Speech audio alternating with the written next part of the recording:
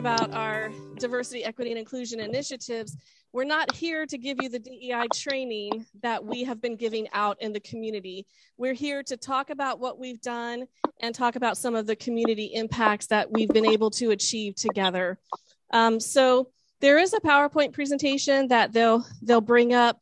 And while that comes up, I just want to share the background of our partnership. In May of 2020, after the killing of George Floyd, I reached out to some people in the community to ask how they were doing. Some people you may know, Floyd Stokes, Blake Lynch, David Dix.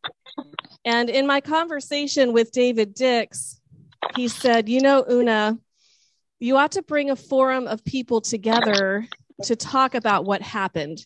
Because he said, people are hurting. And if you remember back to that time, you were maybe confused. Maybe you were hurting too. And David Dix, if you don't know him, at that time was the chair of the Governor's Commission on African American Affairs. And I said, David, why would I host a presentation on the George Floyd killing? You are the president of the Governor's Commission on African American Affairs. And he was very blunt and direct with me. And he said, Una, because if I hold the event, my community will come.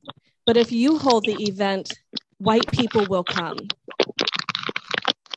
And that hit me. It struck me. He said, it's not until you hold it, Una, as leadership Harrisburg area reputation in the community, members of the business community will come, and it will be a very different audience than if I host the event.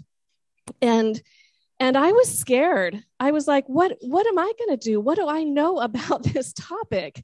And David said, listen, Una, if you put the event together, if you host this event, I will be your first panelist.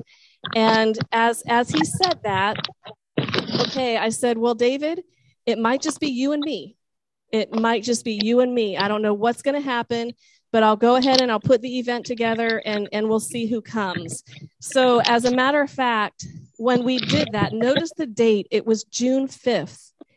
And the George Floyd killing was, I believe, May 26th.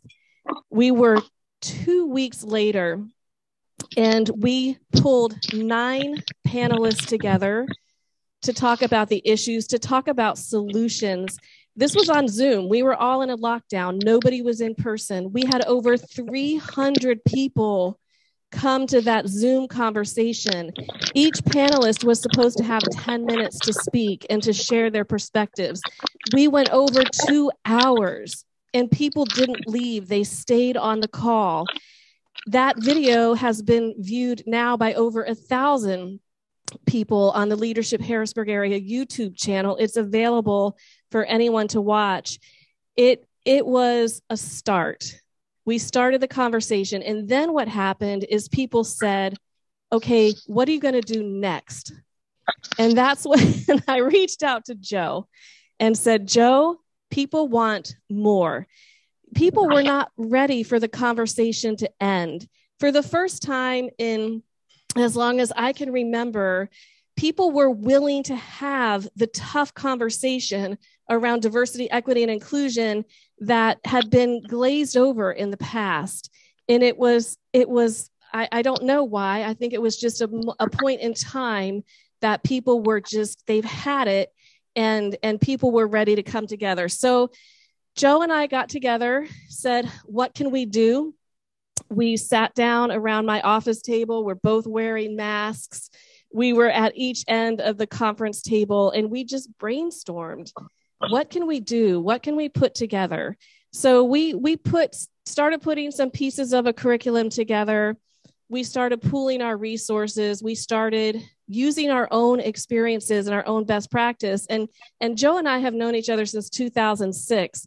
The only person in this room who I've known longer than Joe is Beth Mamet, but I've known Joe as long as anyone I've known since I came to the Harrisburg area in 2006. So we started the curriculum, and this is what we put together as our program objective. And we didn't know who we were giving this objective to. We didn't know who we were going to be talking to, but we said, here's what we're here to do. We're here to help make a positive difference in organizations, in the lives of their employees, in their families, and in the community by bringing people together to discuss equality, equity, diversity, and inclusion, and to practice equality, equity, diversity, and inclusion, and to stand individually and together for racial justice. We were intentional with every single word of that program objective. Every single word had a place and had a meaning. And we said, here's what we're here to do to help. And let's go out there and see if anyone else is willing to have this conversation. And they were. I'm sorry, it's a little bit skewed, but if you can see, there were, thank you. Last year in the 2020-21 fiscal year, starting in July of 2020, we did 39 DEI presentations, Joe and I, all virtual, all different size groups, small and large corporations, community organizations, and we reached over 1,700 people in that year. And this year already, we've done 36 presentations. Last year, total of 39. This year, we're only halfway through the year, and we're already at 36 presentations to 1,800 people. So put that together, you've got over 3,500 people have had this difficult conversation focusing on that program objective that I just shared with you. These are some of the organizations that participated. You might see your organization name on there. You might see organizations that you're involved with in some form or another. Where it really started to heat up is when the state organizations started asking for us. The Department of Revenue asked us to have this presentation with every single one of their employees, every single one, because they have a vision for a more diverse and accepting and equitable organization. Talk about an investment. An investment. Yeah, Joe and I have made a lot of free presentations, but we're expensive. They made an investment. No, they made an investment. So these organizations all said, yes, we're willing to have this conversation. There were many, many times that Joe was the only person of color in that forum. There were many, many times that I was the only woman in that forum. And our entire audience that we're talking to were white men. More than once, we were in that situation. And they were willing to have the conversation. Going back to David Dix's point in the very beginning, it's not until white people start having the conversation about racial justice that things start to really happen and move in terms of finding the solutions. So these are the impacts. Joe, I gave you a little bit of extra time in there. These are the impacts of our presentation and questions that were asked for us to address with this group today. And after Joe speaks, if there's any questions at the end, we'll be happy to answer those. Thank you, Una. And yes, please give her a hand. That's right. We definitely want to respect your time. And so our presentation is not long because we want to leave time for Q&A, because maybe there's something on your minds that we don't cover, but we want to kind of give you a sense of what the journey we've been on. Una and I, she said we started this process some time ago. I told her, what better way than to have the Leadership Development Institute, MLK, led by me, and Leadership Harrisburg led by her. And so I jokingly told her we were the Paul McCartney, Stevie Wonder. We're the Ebony and Ivory tour here, getting this word out, and it's been effective. But one of the things we were asked to talk about today, and because we've talked about the partnership, was just to have a general discussion with you all about partnerships. and what makes for successful partnerships. And we may be preaching to the choir, but when we think about our own partnership here that was formed out of necessity, what makes it successful? And I think this holds true for any partnership. It starts with trust. You've got to trust the people you're working with. If you don't have that, you're headed down mess up road. You've got to have someone that you believe that has your back, that shares your values. And that's certainly what Una and I found in each other, that we could trust each other. The other thing is that when you form a partnership, and what we often don't take enough time to do, is to do an honest assessment of everyone's strengths and weaknesses. You come together, you can't have, we got hospitals merging, we got banks merging, and everybody has their own departments. But if you don't take an honest assessment of who's better suited to do what, then you end up with a lot of tension and conflict in the organization. Una and I didn't have any of that because I let Una do everything she wanted to do. But no, Una is so gifted and so talented. I tell her that all the time, that I love the way your mind thinks, the way you process and organize things. And so, recognizing our relative strengths and weaknesses was crucial to our partnership. And the third thing that makes for successful partnerships, you've all heard the old adage, it's amazing how much you can get done if no one cares about who gets the credit. And that's true. Neither of us are caring about whether or not LHA or MLK is exalted here. That's not the objective here. We had a common goal, and we really don't care who gets the credit. We're just out here providing a service. And that's the key to effective partnerships, is you've got to have a trust. You've got to have some clarity on roles and responsibilities in terms of assessing. That's the thing, assessing, taking a hard look at who's best suited to do what. We've got issues with state government in terms of billing the state government, which organization is better suited for them to contract through. And all of those kinds of questions have to be asked when you're talking about a successful partnership. And so neither of us are running, I wanted to come through me. I want to come through me. It's not that kind of a party, we do what's expedient and what works. And then as I said, you've got to get to the point where you don't worry about who gets the credit. The other question was, how do you most effectively establish and use networks?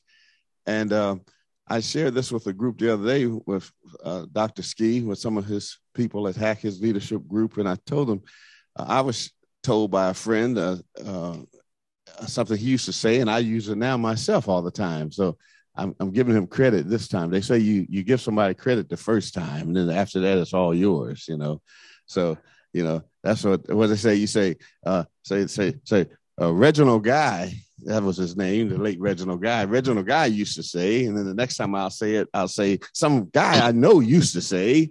And then the third time I say, I always say. So I'm not sure where I'm at in the process. I'm going to say I always say it. I always say the time to make a friend is before you need one. And that's the key to effectively using networks. You've got to build relationships up front. You've got to invest some capital in a relationship long before you ever need it. And then it would draw dividends. And that's when you can then begin to reap the benefits. So if you don't invest the time, if you don't put yourself out to promote and bring someone else's cause along, then you're going to be hard pressed to get folks when you need something. I think Rotarians intuitively understand that. So I know that concept. I'm preaching to the choir, but in response to the question, that's what we've come to realize. And so we land on that same place, that you've got to build it all on relationships and grow from there. You've heard the expression, the old adage, it's not what you know, but who you know. You heard that expression? Well, I always say it's not who you know, it's who knows you. Because they have to be willing to take your call, right? So, and the only way they'll take your call is if you put in some capital, some investment, invested some time to where you've established the relationship. So the time to make a friend is before you need one. And then last, what did you learn from a failed relationship? Well, ours has not failed. So I didn't learn anything from ours. Ours has not failed. But what we have learned that with failed and successful relationships is that successful relationships, you start with mutually agreed upon goals and objectives. You've got to have that. And it's got to be complementary. As I said, you've got to be clear on role definition. You got to be clear on desired outcomes, and you've got to be willing to share. I often use the example of you look at a manufacturing company, you look at somebody like Coca-Cola. It doesn't make sense for Coca-Cola, and I know what happens. You got Coca-Cola, and you got the sales department, and then you got the production department, and you got the salespeople going out there trying to sell anything that moves, and the production saying, well, how are we supposed to keep up with all those orders? And you get this conflict in the organization. And I know a lot of that is driven by the way we compensate. And so maybe the HR people have to take a look at that and see how we compensate in our organizations. And what do we reward? We say we are a team, but then we reward individually or by units. And so we got to take a look at that. But the competition shouldn't be Coke's sales department and Coke's production department. The competition is Pepsi. And so we lose sight of that. And so that's important too, when you're talking about lessons learned about partnerships. What makes for successful partnerships is understanding that. And then lastly, as we talked about lack of clarity and lack of role definition, that will derail any partnership if you're not clear on the roles. And so Una and I, we do everything we can to not step on each other's toes. And that means most of the time I stand back. And but no, I'm joking. No, we have a really great partnership, and Una's so gracious to me, and we just it just works. It just works for us. We made it work, and we thought it was important for us to make it work because again, we're trying to show everybody if we're going to be leaders in this community, and we've got to demonstrate by action how to exercise synergy and work together in partnership. And so far we're doing all right, and we're just going to keep on going and making some strides. So I wanted to share that part. Una's going to close the presentation, and then we'll be open for your Q&A. So thank you. Thank you, Joe.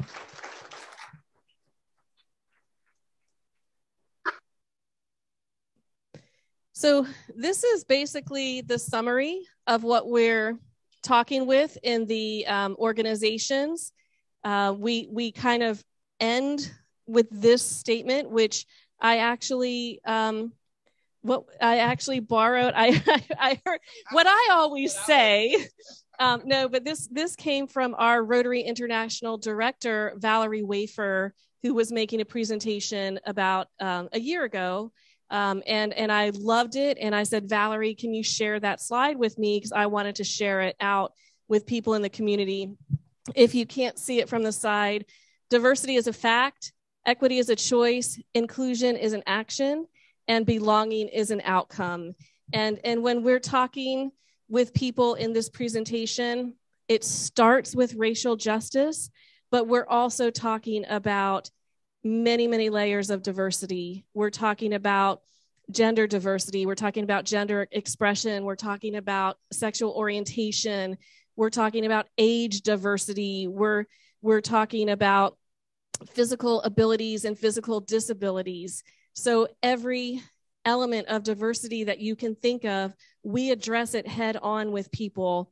And what our basic, premise is, you just have to be a good person, and when we're talking to other people and they get all, oh, I don't want to have the diversity conversation, or, they're offended when they see the term white privilege, or they're offended, somehow when we're talking about who has privilege and who doesn't. We're just distilling it down to, you just have to be a good person. Just be a good person. Just be a good human to your fellow human beings, and stay out of judgment. It's not up to us to judge someone else for who they are. it's up to us to learn who they are and find the value in who they are, because every single person has value. And this is basically the message that we're giving out in the community. We also end our program with a packet of resources. And I'm extremely proud of the packet of resources that we put together that include where can people go to expand diversity in their own networks. It includes different chambers of commerce, different community groups. If you're part of the diversity professionals of Central Pennsylvania and you've noticed an increase in your attendance lately, it's because 3,500 people are getting a link to your presentations through the resources that Joe and I deliver. The Black Business Directory is on our resources. One of my calls to action when we're talking to people is create equity by working with businesses as contractors or vendors that you may have never thought of. Well, how do you find them?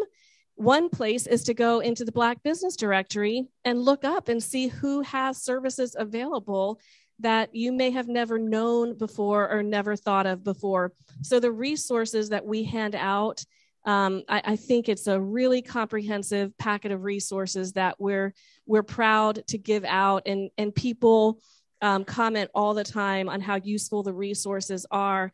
We're trying to be put out of business.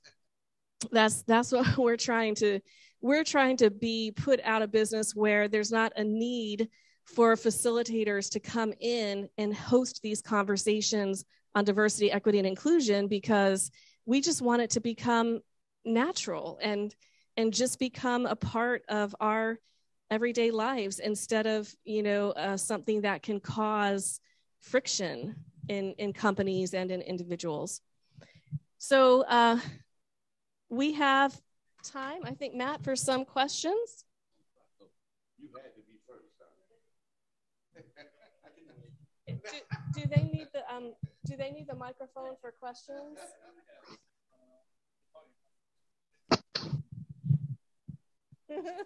Anybody other than Ski?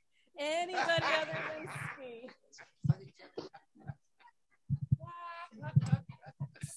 Scott, first of all, thank you both for the presentation. Very well done. Even you, Joe, we thank you. I have two questions. One is, what are maybe the three things you heard the most from the groups you engaged with regarding DEI, especially because you made mention of white men? What are the three areas there? The second thing is, many of us do participate in many DEI committees work. The city just started a new DEI group. What are some of the outcomes? Because Una, I think you said it, we're involved in conversation, and that's good. But what about action? What are we doing? So again, what maybe two or three items did you hear as a collective of those white men or others that you engaged with? And what are some outcomes you're actually seeing that are making a difference in our communities? So you want the outcomes piece? Okay, so all right. So Joe's going to talk about the second part. But the first part of the question, what are we seeing most? What are we hearing most? We're hearing gratitude. We're hearing people are extremely thankful to have this conversation in the way that we present it, because it's very conversational. We're not talking at people. We're engaging people in a conversation, and we're just kind of leading them down through this terminology. And trust me, I've sat in on diversity, equity, and inclusion, and I hate to use the term, but I mean, corporate would be a nice way to put it. They're just so corporate. They're just so kind of, I hate to say whitewashed, but that's what I'm thinking in my mind.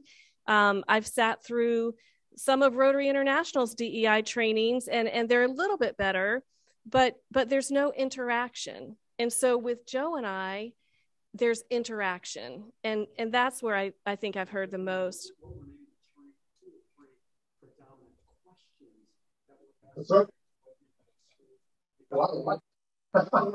Yeah.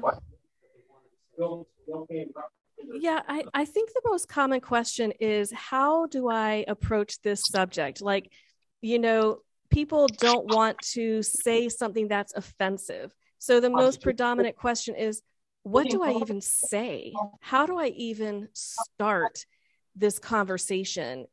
Predominantly, by and large, across all of our programs, we don't want to say something that's going to be offensive to someone else. We don't want to say something that's going to make things worse. And we don't know what to say, so we just don't say anything at all. And so our response to that is, number one, to be genuine and sincere and authentic. We've already talked to them about leaving their judgment aside. So if they have left their judgment aside and they approach the situation with some humility and what we call cultural curiosity, then they can open a conversation with somebody just by asking, how you doing? What do you like to do in your spare time? And then have conversations about their culture, and it opens up from there. Oh, yeah. That's another, yeah. So a lot of people want, that was number one. Another one of the main things is people talk about, well, I don't like to talk about our differences. I just want to focus on what we have in common. And I always give them a timeout. We can't only focus on what we have in common, and you can't only, value someone for what you have in common. What we're trying to do is grow to an appreciation for our differences. And so you might have to work harder in some cases to get to that appreciation of what the differences are in that person. But when you're only focusing on what you have in common with another person, you're ignoring who they are. You're diminishing who they are as a person. And so, that's another very common thing. They say, oh, well, I only like to focus on what we have in common and how similar we are. And we try to redirect them and say, we're not trying to all be the same. We're trying to understand that diversity is a fact. We are different. And how can we grow to appreciate those differences? Good call. Yep, absolutely. And then to the issue of outcomes, we've seen, obviously, in our community, we all have seen some instances where there's more emphasis, more conversation about it. And you're right, Ski. There's a lot of conversation. A lot of companies are hiring a person with that responsibility in their organizations now, and that's good. But what we obviously caution against is don't. It's like hiring your quality control guy in your company, and all of a sudden that person is in charge of the quality for the entire organization, and nobody else is responsible for quality. Same thing with DEI. Because you hire a person to take the point, doesn't mean you've absolved yourself as an organization of total, complete responsibility for this issue. And so that's what we've tried to impress. And so we've been trying to remind people of that as well. It's not just enough just to hire someone with the responsibility for being the point, but that person has to push this out, and everybody has a responsibility. And so to the Department of Health, Department of Revenue's credit, as Una said, they trained the entire department. Yes, everyone's gotten our initial training, and now they want a part two where we actually work with the supervisors and managers and teach them how to have this conversation. We're also doing the same thing with environmental protection, where they're training their entire departments in this concept. And the point is, it's not just the Secretary of Revenue and the Secretary of Environmental Protection's responsibility. It's everybody down through all the supervisory management ranks. That's the message we've been trying to push and trying to help people have this uncomfortable conversation. And we've tried to do it in such a way that it'll at least be palatable, that they'd at least hear us, as Una likes to tell them, hit the pause button and just hear what we have to say on this subject. And thus far, we've been getting good reviews. So thank you, Ski. We're just going to keep monitoring these things so that it doesn't just become the flavor of the month sort of thing. And I understand your point. I think, Brett, over here. Yeah.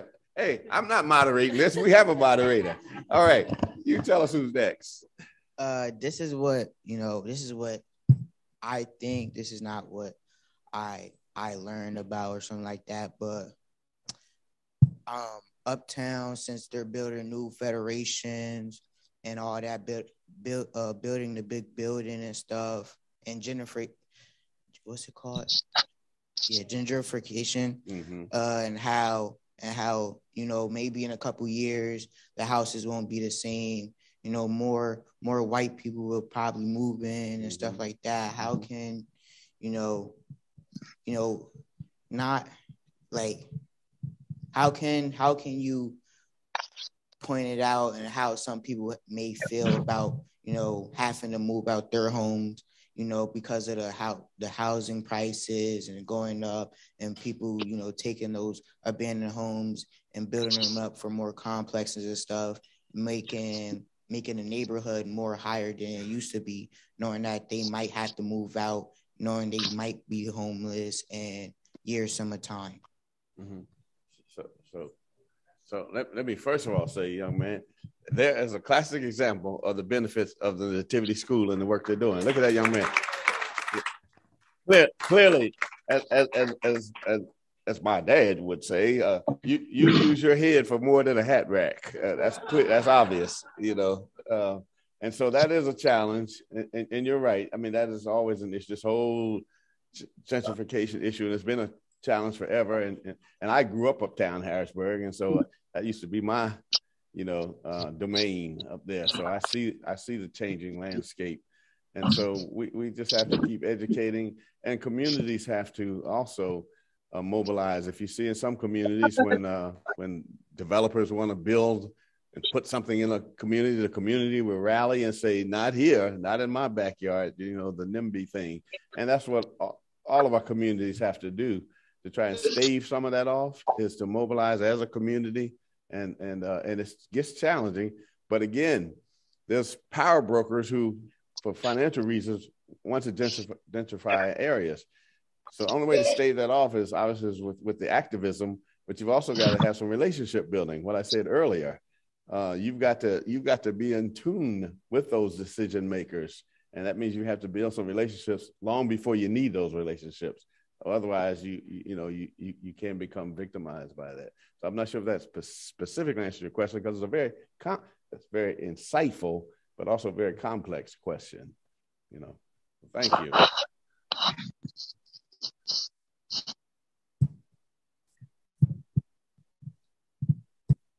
Not a question, but a compliment Right. first. Excellent presentation. Like you two, I got called on the spot. My wife and I attend Landisville Mennonite Church. And you might think that a faith-based organization would make it easier to talk about the anti-racist spirituality. But there are two authors, and you may want to add this book to your resources. It's called Been in the Struggle, and it's by Regina Stolfus and Tobin Miller Shearer. I'd like to encourage everyone to read that, to understand what has happened over the last 400 years.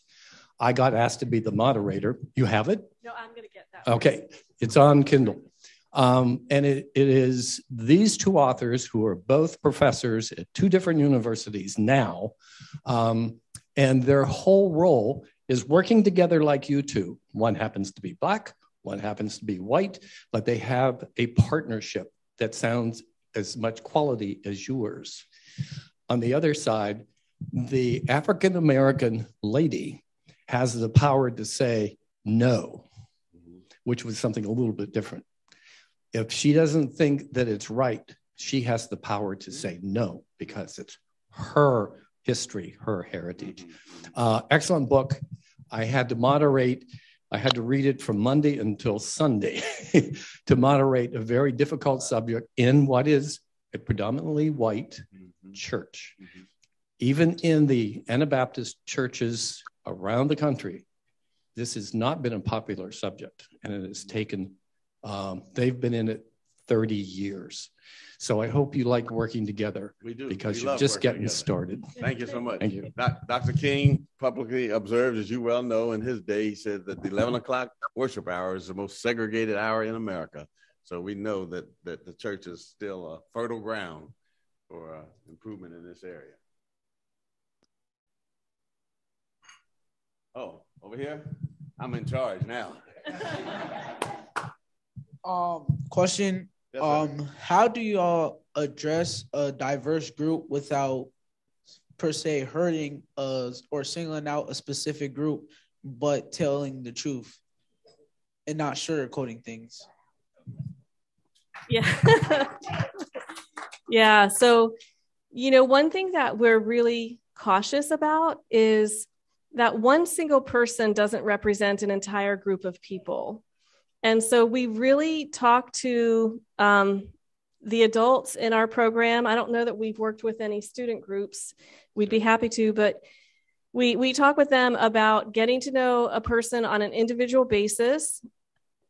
This is a one-on-one proposition. It's not a one-size-fits-all proposition. So we start there and ask people to get to know people as individuals and not allow one person to represent an entire group of people, I guess, as a starting point. Yeah, that's good. Yeah.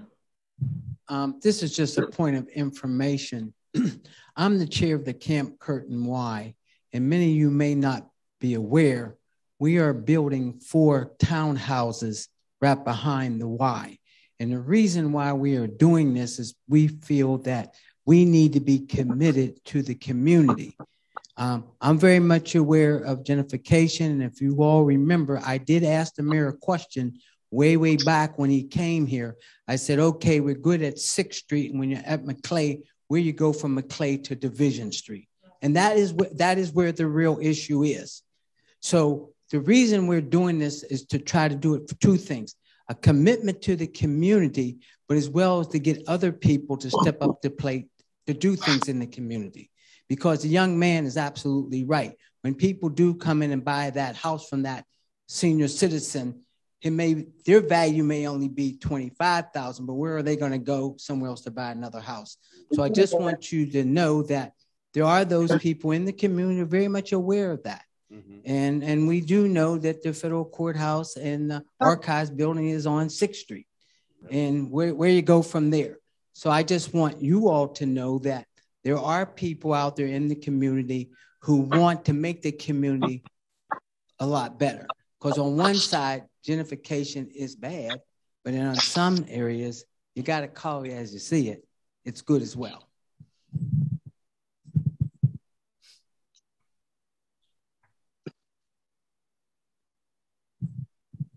And more of a comment. And again, thank you guys for your presentation to Hamilton Health Center some years ago. And just to kind of answer Ski's question, one of the outcomes at Hamilton was we've actually appointed a DEI coordinator, and we provide diversity inclusion information and training now as a part 2 for every new employee.